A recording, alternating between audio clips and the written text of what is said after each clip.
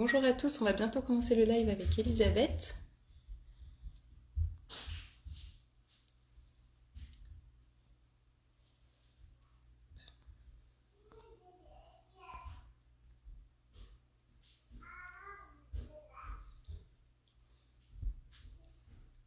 Bonjour Elisabeth. Alors, je te vois pas pour le moment.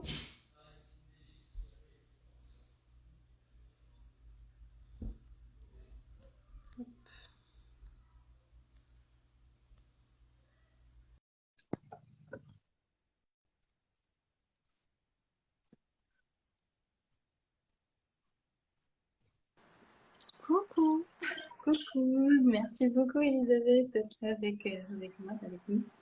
Oui, merci de m'inviter. Comment vas-tu? Je vais très bien, et toi? Bah écoute, ça va bien. Un peu Bon, chaud chez nous, mais bon. oui, ici aussi. Alors, donc aujourd'hui, on avait décidé de parler d'hypersensibilité. Mais avant, peut-être qu'en quelques mots, tu peux te représenter, parler de ce que tu fais, de ce que tu transmets. Ok, bah écoute, merci déjà de m'inviter et c'est toujours un plaisir de travailler avec toi parce que la première fois, ça a été avec le sommet de l'éducation et ça a été une magnifique expérience. Et puis ensemble lors du cercle de transmission aussi avec toute ta participation. Et du coup, pour me présenter brièvement, écoute, guide chaman, on pourrait dire, exploratrice, à l'origine artiste peintre. Et aujourd'hui, oui, je transmets les enseignements, les pratiques des chamans Kéros autour de cercles, autour de présentiel aussi, de façon à ce que chacun puisse vivre voilà, son aventure de vie en étant libre et paisible, surtout dans son paradis à soi. Oui, bah, je peux témoigner. Du coup, c'est vrai que j'ai fait le cercle avec toi et je trouve que ça a vraiment transformé ma vie, enfin, transformé la façon dont je vois les choses et ça m'a apporté beaucoup de légèreté en fait, je dirais, Mmh. de paix intérieure. Donc, ouais, belle aventure. Mmh. Alors, donc sur l'hypersensibilité, peut-être que déjà tu peux nous donner ta définition parce que c'est vrai que moi je me suis, voilà, je pense que les personnes qui nous écoutent connaissent un petit peu. Moi je connais un peu parce que je suis concernée. Je pense que toi aussi, mes enfants aussi. Mais je pense que chacun a une vision un petit peu différente de ce que c'est. Et puis peut-être, en tout cas, pour ceux qui, voilà, qui voient à peu près ce que c'est, mais n'ont pas une définition très précise, tu peux revenir là-dessus? Oui, alors moi je vais avoir une approche très globale et un peu artistiquement floue. Et je fais un peu exprès parce que c'est vrai qu'aujourd'hui on range tout le monde dans des cases. On a les HP, les hypersensibles, les dyslexiques, les machins, enfin on n'en finit plus. Et du coup, avec le recul et justement en animant les cercles et en découvrant un peu l'humain, en fait, dans sa façon la plus simple possible, je dirais que l'hypersensibilité, en fait, c'est juste être humain. C'est même pas quelque chose de particulier. C'est une qualité humaine qu'on a tous, mais qui a plus ou moins sa place, qui s'exprime de façon plus ou moins bien gérée selon les autres composants de sa personnalité. Donc, soit ça devient une qualité avec laquelle on peut faire plein de choses et on trouve sa place, soit au contraire, selon l'environnement dans lequel on a grandi, ça devient un handicap qui nous fait passer dans un cercle de dépression, enfin de dépréciation de soi en plus. Mhm. Oui. Donc il y a quand même une connotation assez négative en général autour de l'hypersensibilité, surtout quand on est enfant, enfin dans la génération, la mienne. Tu disais à un enfant qui était hypersensible, c'était pas du tout une qualité, quoi. C'était clairement, Oui. mon pauvre, tu vas pas t'en sortir, quoi, tu vois. C'est Ouais, un peu ce que j'ai. parce que souvent on associe ça à l'hyper-émotivité peut-être, et c'est vrai qu'à une époque très émotive, c'était pas forcément bien vu, quoi. Oui, voilà, ça veut dire vulnérable, ça veut dire fragile, petite chose, voilà. Alors que dans Mhm. le monde, on nous demande demande plutôt d'être yang, voilà, des guerriers, des combattants, la Absolument. compétition, la performance, ça va pas ensemble. Et en fait, si, ça va très bien ensemble, finalement, si c'est bien associé. Ouais. Donc pour toi, tout le monde est potentiellement hypersensible, mais c'est quelque chose qu'on voilà, développe plus ou moins en fait. Oui, Ouais. voilà, oui, pour moi, c'est une qualité humaine, quoi, du vivant d'ailleurs, parce qu'un chat est hypersensible, enfin, finalement, tous les vivants sont Mm. hypersensibles.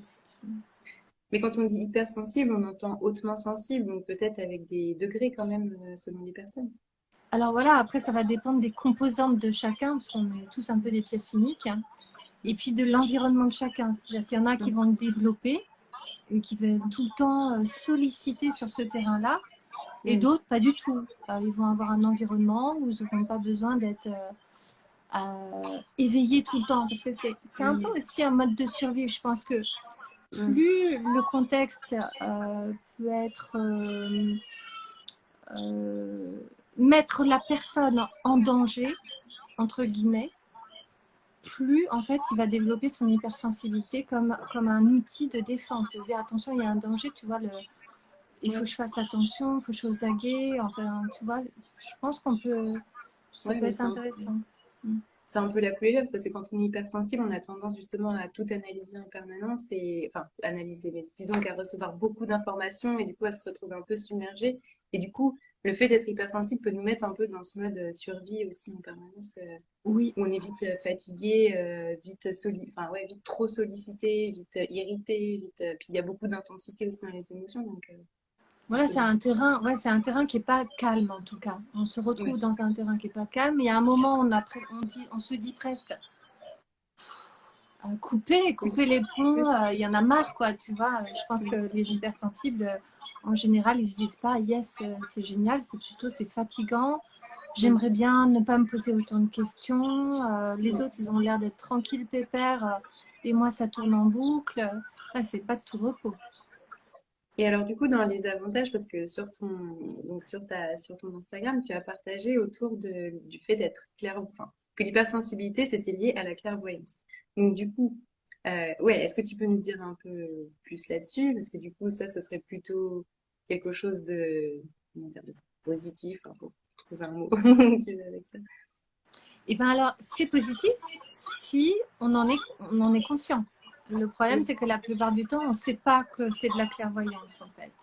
Ah, ok. L'hypersensibilité, c'est détecter le monde invisible et énergétique, le ressentir, mais sans savoir quoi en faire et d'où ça vient et qu'est-ce qui se passe, en fait. Donc, c'est pour ça que je dis que c'est quand même dans l'ADN humain, on reçoit les informations, c'est presque épidermique, tu vois.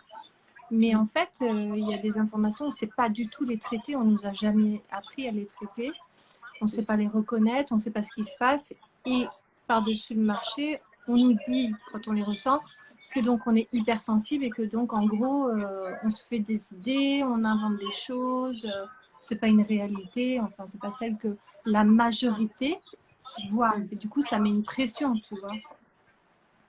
Ouais, c'est Alors sûr. là, oui, du coup. Non, non, je t'en prie. Bah, du coup, la clairvoyance, elle est. En fait, c'est en observant surtout les enfants que je me suis rendu compte que, en fait, c'était de la clairvoyance parce que quand tu détricotes les scènes, tu vois, surtout avec les enfants, c'est un peu énorme. C'est-à-dire Mm. que tu as le pouvoir de l'autorité, tu dis les choses, l'autre répond rapidement, l'adulte dit mais t'es hypersensible. Enfin, bon, ça peut exister même en tant qu'adulte, mais disons qu'avec les enfants, c'est plus facile de reconnaître ce qui se joue.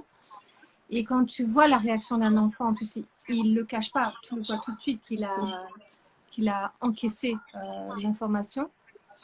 Et donc, si tu retricotes l'histoire à l'envers, en faisant le chemin inverse, tu t'aperçois qu'à l'origine, il y avait systématiquement une situation qui n'était pas tout à fait à sa place, Mm. qui n'était pas tout à fait juste. Alors après, je dis pas, en tant qu'adulte, il faut qu'on avance, il faut qu'on fasse des choses et tout. Mais si on remonte bien toute l'histoire jusqu'au début, on s'aperçoit qu'en fait, il y avait une attitude, un sous-entendu, un poids que l'adulte porte, ou sous-entend, ou un système qui n'est Mm. pas totalement, si tu prends dans la globalité de l'humain, de te dire, mais pourquoi en fait, tu vois? Pourquoi Mm. ça pourquoi on m'oblige à faire ça aussi Donc Oui. là, l'enfant, il voit qu'il y a un truc qui n'est pas tout à fait aligné, et c'est ce qui Mm. le met en porte-à-faux, du coup. Mm. Ouais, ok. Ouais, c'est intéressant de redonner de la légitimité justement aux émotions des enfants, à ce qu'ils voient.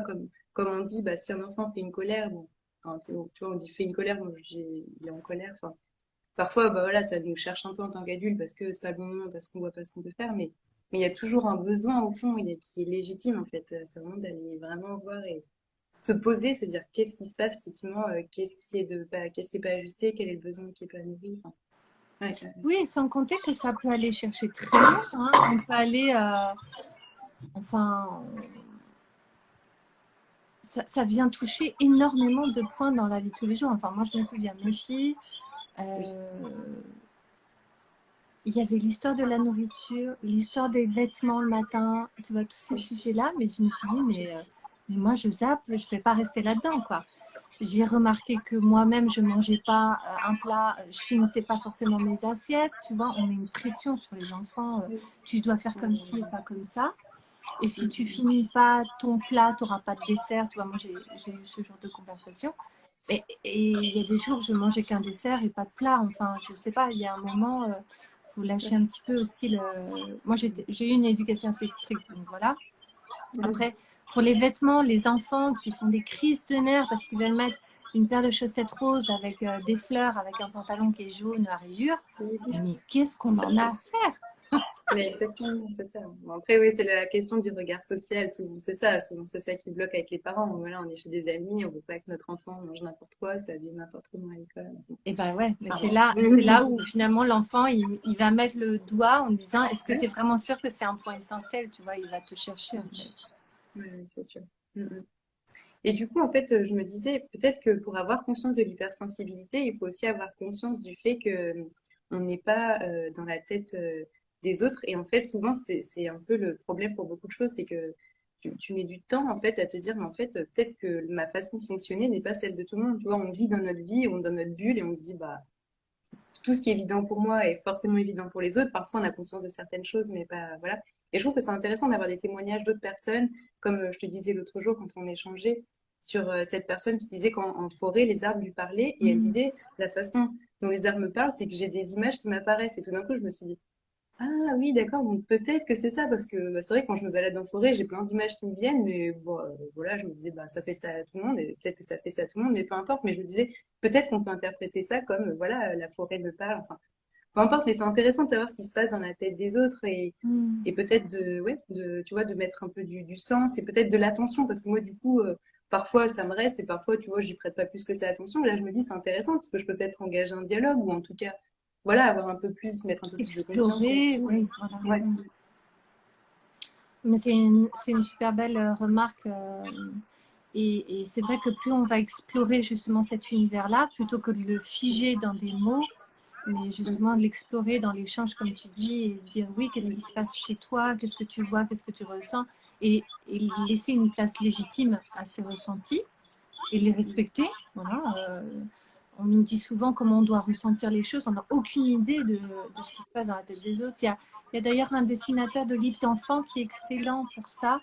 Je ne sais jamais son nom, mais il dessine des personnages avec des univers à l'intérieur dans les têtes. Donc c'est Ah soit oui. des plages, soit des villes avec du bruit partout, c'est tout gris, tout vert, enfin voilà. Et je trouvais que ça Ah, on mettra représentait la bien. référence. Oui, Ouais, tu c'est vois qui chouette, on c'est? mettra ouais. Non, je vois pas, mais tu me diras, on mettra la référence en Oui, commentaire ouais, ouais, comme ça. ouais, ouais. Ouais. Non, c'est extraordinaire parce qu'effectivement, c'est exactement ce qui se passe. On a tous dans notre tête des références et puis des histoires, et puis on vient déjà avec aussi pas mal de choses. Donc, plus on va accueillir cette partie yin, en fait, hein, c'est ça, c'est tout le monde des émotions, plus on va Ouais, décupler nos potentiels. C'est mm, incroyable. mm. Ouais, c'est intéressant ce que tu dis. C'est dans en fait, c'est vraiment redonner de la place à cette part réceptive en fait qu'on a en nous parce qu'on est beaucoup dans une situation, dans une enfin, société de l'action, d'aller vers l'extérieur et en fait, on oublie un peu cette partie réceptive qui est plus qu'on associe plus au féminin, comme tu dis, au yin, à l'émotionnel. Mais ouais, je trouve que ça a vraiment du sens et c'est ce que tu transmets aussi dans ton cercle. C'est vraiment d'être à l'écoute, d'être attentif, d'être dans la réceptivité ou Claire Josan Mézières, qui partage aussi beaucoup sur les femmes, dit toujours la réceptivité active, en fait. C'est pas Mhm. d'être passif, c'est vraiment d'être dans cette démarche, dans cette exploration de cette réceptivité. Ouais, c'est chouette. Et oui, parce que plus tu accueilles, plus en fait tu te remplis de ton énergie vitale. Mm. Donc, et c'est là où tu peux être créateur réellement et arrêter d'être dans l'action-réaction qui est un mode de survie. Ça, c'est vraiment de la survie. C'est binaire et tu es tout le temps en train de t'essouffler. Enfin, tu tournes en rond, tu vois, c'est la roue du hamster, tu n'arrives pas à te régénérer, tu es régulièrement fatigué. Alors que quand tu es dans cet accueil de ta globalité, enfin de qui tu es vraiment, bah là, c'est la roue vertueuse. Enfin, c'est la roue de la médecine aussi. Ça nettoie, ça régénère, ça inspire, tu as énormément d'informations qui passent. Voilà, tu commences à avoir déployé la conscience et arrêter de fonctionner qu'avec l'intelligence. Et comme tu sais, je considère le cerveau Oui, comme un pois chiche. comme J'aime un bien pois le chiche, répéter ouais. 10 fois par jour. Non, mais C'est j'adore. vrai. Ouais, ouais. Et oui, parce qu'en fait, on a un cerveau beaucoup plus vaste qui est le cerveau de la conscience. Donc, du coup, c'est quand même une chose. Et oui, Ouais, ouais, on peut aller quand c'est même sûr. beaucoup plus loin. Et puis surtout, retrouver sa destinée comme ça aussi. Ça, c'est important. Finalement, la Mm. destinée, le chemin, on le trouve grâce aux émotions, justement, grâce à la perception des choses, à notre façon Mm. unique de les recevoir. Donc, plus on donne de la crédibilité, de la légitimité à ces ressentis, plus Mm. on est dans le vrai, dans sa vérité, dans son authenticité. Ouais, ouais, ouais, ça aussi j'adore. C'est vraiment cette démarche de retrouver ses repères intérieurs et pas d'être sans arrêt en train d'aller chercher à l'extérieur la validation, la confirmation. Enfin, on se nourrit de l'extérieur évidemment, mais à la fin, d'aller écouter en soi qu'est-ce que ça fait et qu'est-ce qui est juste pour soi ou non. Ouais, c'est vraiment facile. Et ce D'autant que que, tu disais, oui, ouais, pardon. juste une chose que je voulais ajouter avant que j'oublie, et qui du coup explique aussi beaucoup de mal-être, c'est qu'en fait, quand on nous coupe de nos émotions, on perd son pouvoir, on perd son Mm. pouvoir énergétique. Donc, les conséquences, c'est quoi? Perte de confiance en soi. Et là, je pense que tout le monde va se retrouver. Perte d'estime de soi. Du coup, on n'a plus sa place non plus. Donc, on est tout le temps ballotté. On ne sait plus qui écouter, on ne sait plus où aller. On perd, comme tu disais, ses repères. Et ça, c'est très important de bien conscientiser que plus on s'éloigne de ses perceptions, de son monde intérieur, plus on s'éloigne de soi et donc on se coupe de cette confiance qui n'est pas innée. La confiance, n'est pas quelque chose qui est inné, c'est quelque chose que l'on cultive tous les jours. Et donc si on est hypersensible, évidemment, il faut, euh, il faut appréhender le monde sous cet angle-là, c'est-à-dire qu'il faut apprendre à vivre avec. Ça, je ne dis pas. À l'école, on n'apprend pas. Donc, il y a un moment, il faut apprendre. Mais une fois qu'on a appris, après, on se rend compte que là, c'est une libération.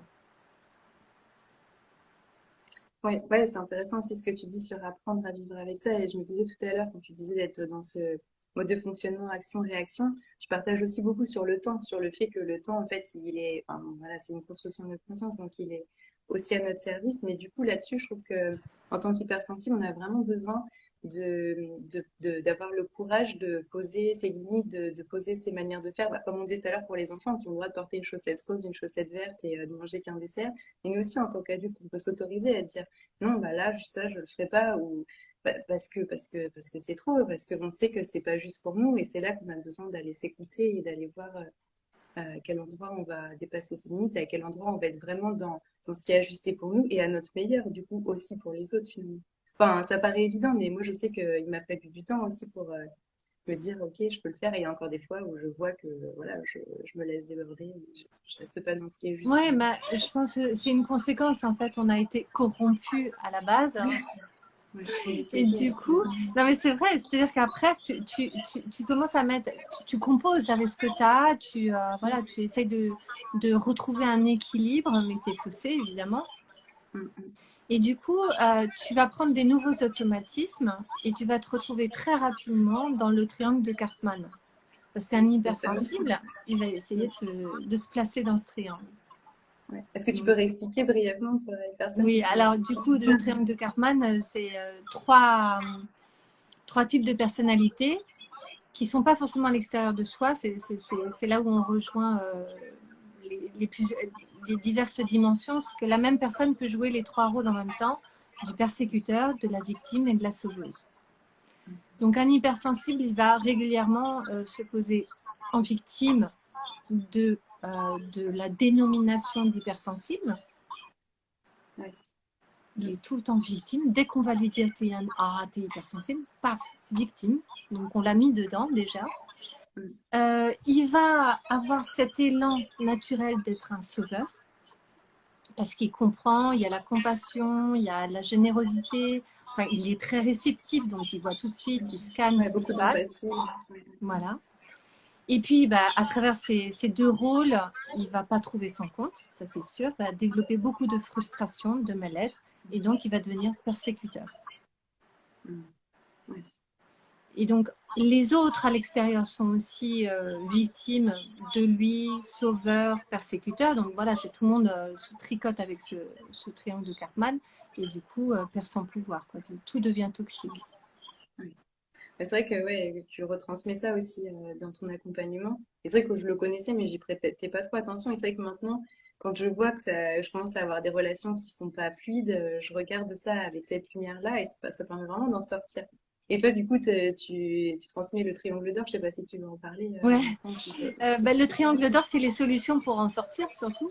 Et puis, du coup, aussi, bon, il y a plusieurs lectures dans le triangle d'or, mais en l'occurrence, dans le cercle, c'est l'association de son activité professionnelle à sa personnalité en tant qu'individu et sa dimension humaine, je dirais holistique à l'échelle de l'humanité, quoi.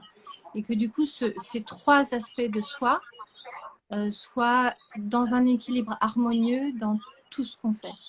Ça, c'est vraiment le triangle d'or, pour le coup. D'accord. Bon, c'est vaste, hein, c'est toute la roue de la médecine. Oui, oui, c'est vaste. Et, ouais. Et sur l'hypersensibilité, du coup, est-ce qu'il y avait d'autres choses importantes que tu voyais à transmettre Alors, c'est un sujet qui est infini finalement, puisque c'est un peu, je trouve, la base du déséquilibre de notre société. C'est que donc, c'est cette partie ligne qui n'a pas du tout sa place, sa légitimité, sa force, sa puissance. Et je pense que si elle a été camouflée, étouffée, on pourrait même dire avortée, atrophiée, tout ce que tu veux, c'est entre autres parce qu'elle est ultra puissante, cette partie de nous. Et elle nous amène à faire des choses qui sont aussi assez extraordinaires finalement, limite extraterrestres, parce que ça nous emmène en dehors de la stratosphère. Parce que là, on est sur un plan justement de conscience et donc on peut se permettre de voyager très loin dans les Pléiades, dans les galaxies, dans le temps, dans le passé, dans le futur. Et c'est toute la roue de la médecine justement. Mais du coup, ça échappe au contrôle. Et donc, c'est bien plus intéressant pour un système patriarcal de nous mettre sous une coupe. Et c'est pas que la femme, c'est le féminin des hommes aussi. Il y en a qui rigolent quand on leur dit tu as une part féminine. C'est inquiétant parce que c'est quand même la moitié de l'individu. Donc, c'est pas drôle, en l'occurrence, d'être coupé de ça. C'est sûr. Bah, tu sais, moi, sur les parts féminines et masculines, je trouve que comme justement les termes sont un peu compliqués, parce qu'en tant qu'homme, est-ce qu'on peut se dire j'ai une part féminine et ensuite, bon, bref. Et ben, récemment, j'ai écouté une conférence sur ce sujet et que j'ai trouvé passionnante et qui rejoint ce que tu dis aussi. Et il proposait d'utiliser les termes de Carl Jung, d'anima et animus, parce que là, du coup, je trouve que ça enlève complètement le côté femme-homme. Et là, je trouve qu'on peut vraiment se relier au fait que oui, on a une partie plus yin réceptive, etc. Ou on peut utiliser yin et yang. Et donc cette partie plus vers l'extérieur et dans l'action, etc. Oui, hyper intéressant. Ouais, tu m'avais partagé ça et c'est vrai que ça a bien résonné. Alors moi, je trouve que c'est une approche qui est hyper intéressante. Enfin, personnellement, ça me ramène à la terre, parce que à l'animal aussi. Ah, Et oui, du coup, super. ça a un côté encore Oui, plus c'est ça. chamanique, terrien, tu vois. C'est Et vrai, moi, c'est j'ai un vrai. petit peu peur de ce Ah oui, côté-là, parce que je suis plus éthérique, tu vois, plus dans l'air de oui. personnalité. Et je sais que toi, justement, tu fais beaucoup de liens avec la Terre aux États-Unis. Voilà, tu es en Mhm. contact avec eux et ça, j'adore cette partie-là aussi que tu explores. Mais ça vient bien compléter. Et je trouve que c'est hyper intéressant, justement, d'avoir des approches différentes. Mais en même temps, l'animus, si je dis pas de bêtises, le terme latin, c'est vraiment le souffle en fait. C'est vraiment l'esprit en fait qui anime la personne. Donc ça a quelque chose pour moi en fait, c'est le contraire. Pour moi, animus, anima, c'est quelque chose de très ésotérique. Comme quoi, tu vois, c'est vraiment une Ouais, ouais, question c'est de mots et marrant. comment on Ouais, les interprète. Mais... ouais, ouais. Ouais, Oui, oui, c'est et le c'est- souffle, effectivement. Oui, oui. mm, mm. C'est magnifique d'ailleurs de se connecter rien que énergétiquement parlant quand tu le dis et que tu penses au souffle et ce qui nous anime, c'est ça qui est vraiment beau. Et ça me fait penser que finalement, je trouve une bonne manière d'être en équilibre quand on est hypersensible, c'est de à la fois accepter ce côté un peu éthérique et comme tu disais, on peut aller très très loin, très très vaste. Et en même temps, moi personnellement, ce qui me fait du bien, c'est d'être vraiment sur la terre. Enfin, tu vois, d'être dans la nature, d'être pieds nus sur la terre. Enfin, c'est vraiment d'avoir les deux dimensions qui sont pas du tout opposées justement et Ah oui, qui jouent ensemble en fait, comme un tourbillon. Je sais pas. ouais, Mm, exactement, mais c'est ultra important d'avoir les deux parce que par exemple, pendant des années, enfin voilà, moi j'étais que d'un côté. Et ça a été c'était un désespoir parfois dans ma tête. Je me disais, mais j'y arriverai jamais. Et le fait de justement passer par la roue de la médecine, tu vois, c'est comme si j'arrivais à atterrir finalement et à comprendre enfin un monde qui pouvait m'accueillir et dans lequel je pouvais aussi me retrouver. C'était ça qui était vraiment important. Et je pense que, mm, bon, tu vois, le côté nomade spirituel voilà, de l'oiseau, il y en a beaucoup qui se retrouvent dedans finalement. C'est incroyable. Et je pense mm. que on ne peut pas dissocier les deux, mais on nous a fait croire et c'est un peu aussi les colonisateurs, enfin tout ça, mais il fallait choisir. C'était soit tu étais spirituel, soit tu ne l'étais pas. Et limite, les spirituels, c'était réservé qu'à certains. Et encore aujourd'hui, il y en a beaucoup qui pensent que, par exemple, le monde chamanique, c'est, euh, c'est réservé uniquement à chacun, enfin qu'on n'a pas le droit de se dire que on est, voilà. Alors, il y a Mm. certaines choses, évidemment, qui se transmettent de façon très spécifique, mais il y a quand même tout un enseignement magistral des Kairos, hein, de la prophétie des Andes, que eux-mêmes veulent qu'on divulgue, mais à grandes eaux, quoi. Ouais, ouais, ouais. Je relaye un commentaire de Jacqueline qui met des commentaires très intéressants tout à l'heure, qui dit: Je crois que nous avons plusieurs êtres en nous animés aussi par le souffle. Il y a beaucoup d'apporter cette notion. Ouais, il n'y a pas juste notre part féminine, notre part masculine. Enfin, on voit les choses comme on veut, mais il y a tellement de parts en nous, comme tu disais tout à l'heure, tellement. Je sais pas si c'est des êtres, mais ouais, il y a tellement de parts en nous qui vivent. Hein. Enfin, Mm. Et peut-être quand on est hypersensible, on peut être plus facilement connecté justement à ces différentes parts et leur donner la parole, ou enfin en tout cas quand on a conscience que c'est possible, que c'est pas un problème, et accepter aussi tous ces moments où tout d'un coup on se reconnaît plus, où on est après il y a la problématique des rôles Mhm. aussi, mais ces facettes qu'on a. Il y a ça, mais après, voilà, c'est là où ça peut devenir compliqué à gérer, c'est qu'il y a les multi-temps aussi, les multi-époques. Enfin, tu vois, tu te retrouves. Moi, je sais qu'il y avait des moments, j'avais l'impression d'avoir des pensées anciennes. Enfin, tu vois, il y a Mm. des moments où on peut se faire peur un peu tout seul aussi, où on ne comprend pas, on se sent à côté, tu vois, dans un monde parallèle. Je dis, mais les Mm. autres, ils voient pas la même chose que moi, en fait, ou ils comprennent pas la même chose que moi. Et, euh, et donc, tu peux facilement te retrouver isolé, tout seul dans ton monde, Oui. parce qu'il n'y a pas d'explication.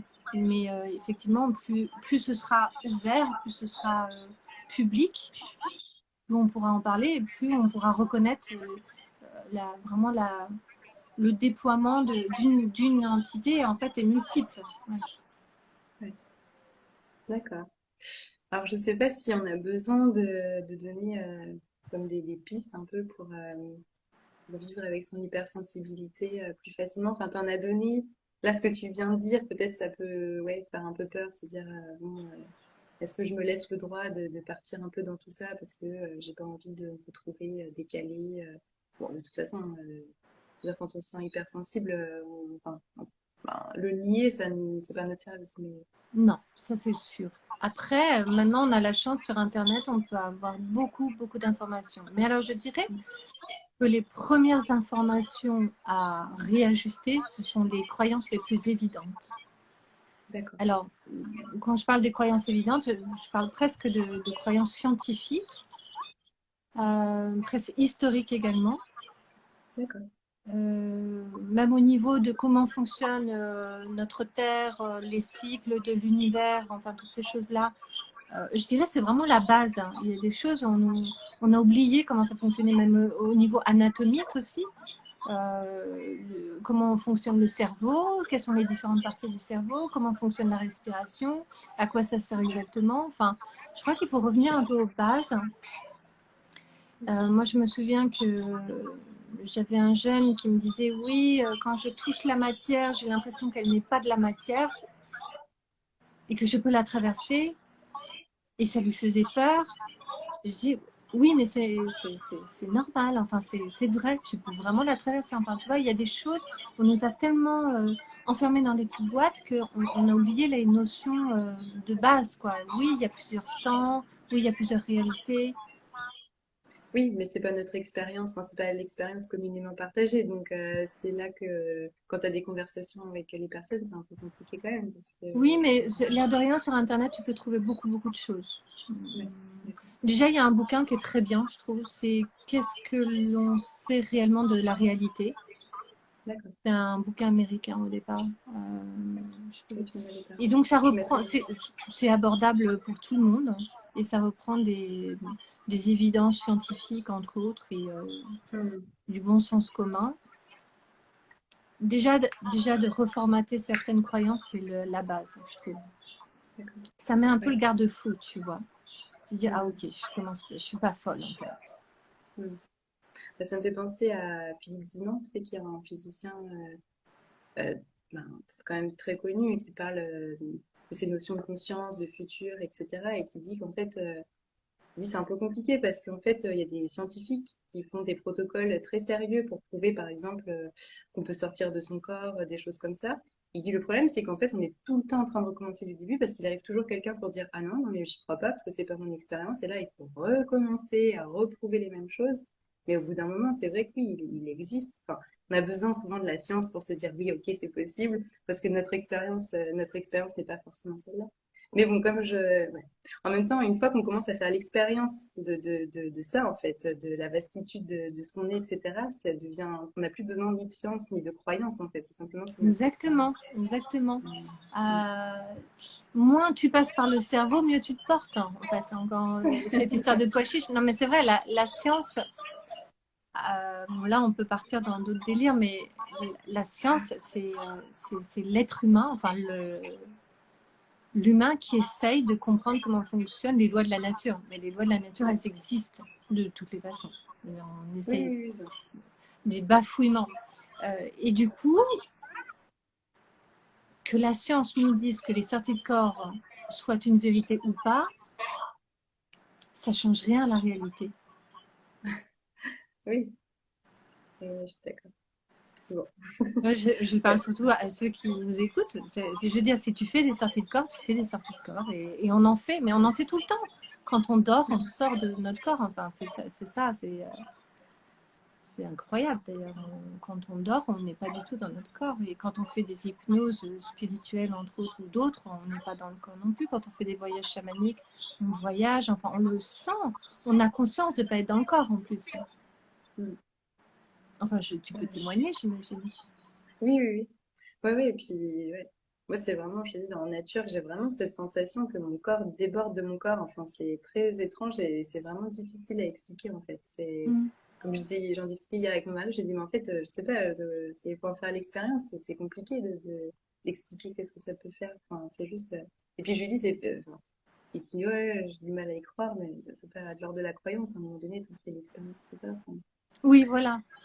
Après, mm, après c'est encore une fois, c'est surtout très intéressant quand tu arrives à en faire quelque chose, je dirais. ouais, ouais, Donc encore. effectivement, là, quand tu fais ce genre d'expérience, tu vis, tu témoignes en fait, tu témoignes, tu Mm, partages, tu mm, transmets que tu as vécu mm, une mm, expérience déjà.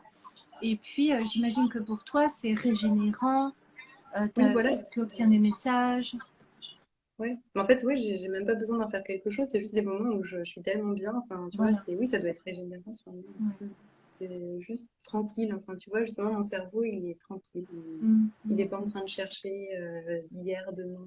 Qu'est-ce Oui, et du coup, tu fais aussi, tu donnes l'autre des informations. ouais. Ah, il y a Kelly qui dit ça aussi, qui dit quand je suis dans la nature et que je me connecte, je me sens au-delà de mon corps, c'est magnifique la vie. Moi, je pense que ouais, bon, bah, il y a plein de choses à dire. Je pense que ça fait une demi-heure, là, je ne vais pas te retenir plus Ouais, longtemps. j'ai pas regardé. Oui, il est 19h10. Donc, bah, écoute, ça donne envie de continuer ces entretiens. On va en Hyper discuter. sympa, oui. Ouais, c'est chouette. Merci beaucoup, Elisabeth. C'est toujours, Merci on à part toi. toujours dans des. Ouais, c'est génial. Merci à toi et ton partage aussi, tout ce que tu apportes, ta vision, c'est hyper enrichissant et bravo pour ce que tu fais. Merci, Elisabeth. Un grand, grand merci à toi. Et puis, bah, à très Merci vite. à tous aussi. Et merci à tout le monde. Ouais, merci pour vos commentaires aussi. C'était chouette. Et puis, à très bientôt. Très belle fin de journée. Oui, magnifique, super. Merci à Au revoir. tous. Ciao.